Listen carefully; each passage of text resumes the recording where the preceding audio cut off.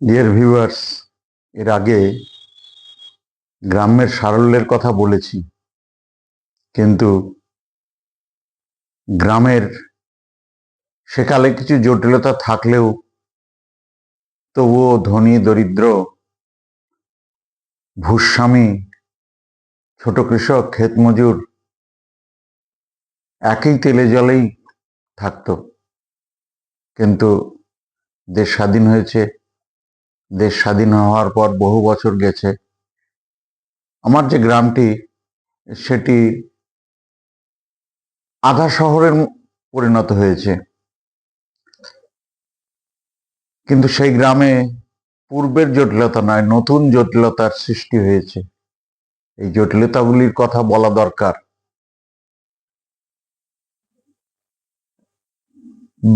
আমরা গণতান্ত্রিকভাবে ব্যক্তির স্বাতন্ত্রতাকে স্বীকার করা হয় এবং ব্যক্তির স্বাতন্ত্র্যবাদ প্রতিষ্ঠা হলেও বর্তমানে মনে হচ্ছে যেন ব্যাহত হচ্ছে।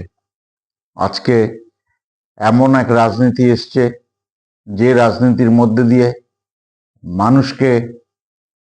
মানুষের যে বিভিন্ন রকম পরিচিতি আছে, সেই পরিচিতিগুলি তার বিপদ হিসেবে দেখা দিচ্ছে, অর্থাৎ পলিটিক্যাল আইডেন্টিটি। এবং এই পলিটিক্যাল আইডেন্টিটির সঙ্গে জড়িত হচ্ছে আরেকটি রাজনীতি, জড়িত হচ্ছে, সেটি হচ্ছে ধর্মীয় পরিচিতি, অর্থাৎ রিলিজিয়াস আইডেন্টিটি। এবং এর মধ্যে মনে হচ্ছে যেন সবাই ফান্ডামেন্টালিস্ট মনে হচ্ছে। যে রাজনীতি করছে, যে শক্তিশালী, তার ধারণা তো সবাইকেই তার রাজনীতি করতে হবে, তা না হলে চক্ষুশূল। পশ্চিমবঙ্গে ভূমি সংস্কারের ফলে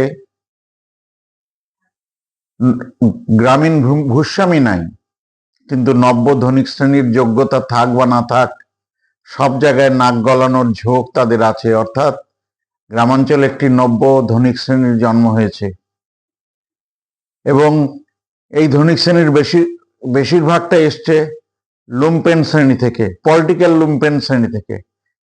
একটা কথা বলা দরকার, লুম্পেন ধনী হলে সাধারণ মানুষের কোনো ভয় নেই, খেটে খাওয়া মানুষের কোনো ভয় নেই, কারণ তারা প্রতিবাদহীন, চুপচাপ, বুঝলেও না বোঝার ভান করে থাকেন।